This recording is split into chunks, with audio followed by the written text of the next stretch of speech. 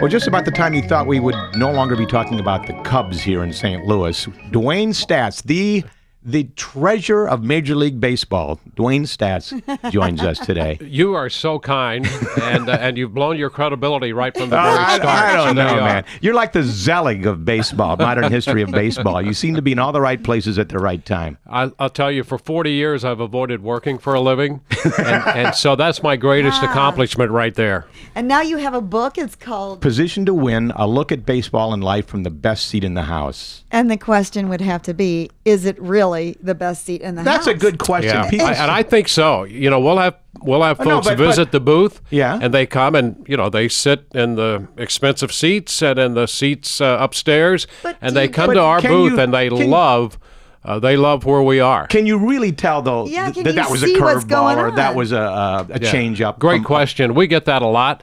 Couple of things. Number one, our booth and most home and most visiting booths in most major league ballparks aren't exactly behind the plate. They're at an angle. Yeah. So you start to get that angle. And then the fact that you've done some preparation, you might know what pitches that pitcher throws, and maybe his fastball, yeah. four-seam, two-seam, Some what of you kind of guys even action he call has them on before it. they throw them. And, well, anticipating situations and what they may be. And you can tell the difference between a slider and a cutter. Sometimes, not That's a a lot tough of one, difference. yeah.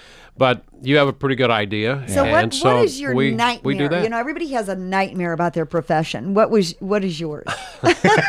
Well, He's living it right now, yeah, Joey. this could be it. Now, I think what you do in this business is try to prepare to avoid those nightmares. And I've always said, and I spent 2 years in the minor leagues with an O-line baseball operator when I was very young, but boy, great experience for me. I was about, 21 or so.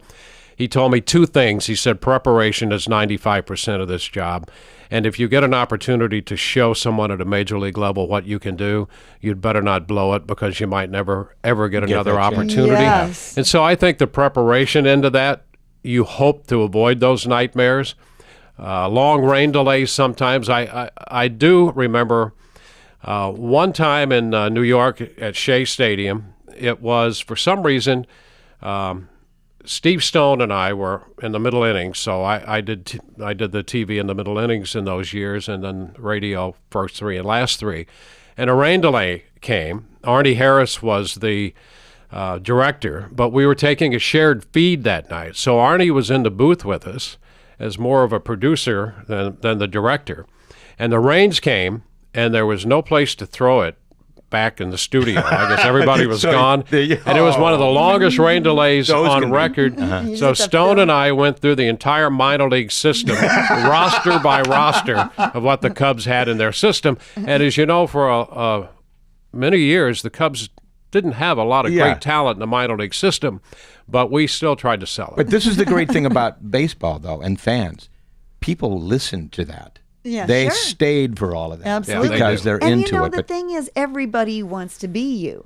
So do you think back when you got in, how young were you when you got in? you interned at Camo X, right? Maybe I tell us did. a I little bit did. about I went that. to SIU Edwardsville, and the year that I got out of high school and started there was the year they put their student station on the air. So it was perfect. So you just SIE. moved through Yes. that channel. But today, this seems like there's so much more competition. What would you tell somebody today if they wanted to be you? Well, I'll tell them the same thing that Gene Elston, and he really was a mentor to me. Gene did the Astros and the Colt 45s before they were the Astros, and I developed a relationship with Gene first by sending him letters, and he was kind enough to send them back to me, or at least not my letters back, but he responded to them. Oh, okay. I thought he was refusing your mail. Return to sender. But through the years, as my interest in this business developed, I would send him a letter or two and ask him about just those questions that you Sure. ask. What do Making that you personal need contact. to do? Yeah. And he told me then, he said, you need to get as much education as you can and as much practical experience as you can. And so that allowed,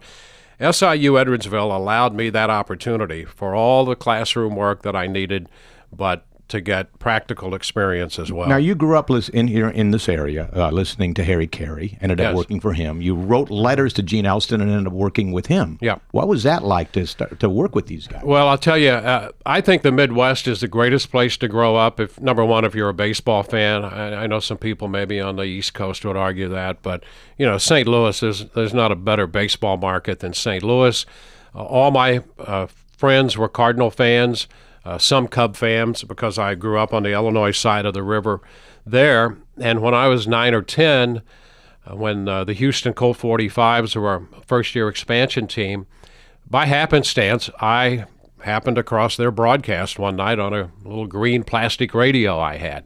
It was fascinating for me as a 9 or 10-year-old kid to pull in a radio broadcast of a team in Texas, which you had all of those great ideas of the Wild West and Cowboys and baseball. Well, it was too irresistible. I listened to them every night.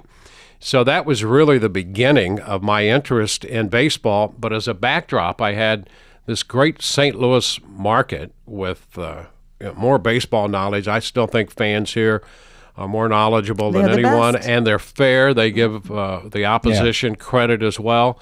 So they have that Midwestern mentality. I really think it's a central time zone mentality that keeps the country together. But. There's a large number of Cardinals fans disappointed that the Cubs are not in the World Series now, and the opportunity. Not because of Back to the Future 2, but because even though they are lifetime rivals, we all love them. We love. You can't not love them, and we all love a good Harry Carey story, and you've got to have one. Well, one of my favorite lines that Harry always had, of course. We know that Harry had a thirst, and he liked to slake that thirst with a particular product. And he would always say, "How can it taste so good and they make it so cheap?" That's a good Harry Carey too. So he was really great. I learned things from all of those broadcasters at every stop along the way. Gene Elston taught me to be prepared and thorough, how to pace a game. When I went to Chicago. And, of course, when Harry was there, and I, as you pointed out earlier, heard him early in St. Louis, but it really became apparent to me how important personality was in a broadcast. And that's what Harry was. And what you saw, I think, on the air is what you also got off the air from Harry. Which are where most of his really good stories came from. Yeah, right. Off the air. And it's a question I've always wanted to ask a guy like you. Not you necessarily, but a guy like you. But if you're here, someone ask you. Let's say it's mid-March, and you're in spring training, and your announcing is more relaxed. It's a lot of fun because there's no real pressure. You're not into the season yet. And now fast forward to, say, July 28th. You passed the break, and it's the heat of the summer, another half of the season ahead of you. Is there any difference for you in those two, and which do you prefer? Well, I prefer it all, to tell you the truth. I really do. And when I say I've avoided working all these years, I really feel that way. Can you imagine a better way to make a living? No. I love being at the ballpark. I love sitting down and broadcasting a live event. Baseball is just outstanding. People ask you spring training, middle of the season, dog days of August, winning team, losing team. And they all are great experiences, when you're with a winning club. And I've been with a few of those and some pretty bad teams as well. When you win, well, everybody's a genius. The manager's the smartest guy. Players are the greatest. The broadcasters are the greatest. But when you have a losing team, or you're in the, July 28th and the middle of August, I think that's it's equally as intriguing, because the challenge there to hold an audience is great, and it's kind of fun to try to meet that challenge. You were there through so many great moments in baseball. Jim Abbott's no-hitter, Nolan Ryan. The list goes on, and I'm sure they're all in the book. Do you have any favorites? Are there any moments that you just look back on and say, unbelievable that it even happened, much less be there for it? Well, I think any winning situation, particularly if a club has not won, is pretty special. I've been blessed to call 9 no-hitters. The ones you mentioned, Jim Abbott's no-hitter, because as most of us know, he was born without a right hand, went on to Michigan, was a great success there.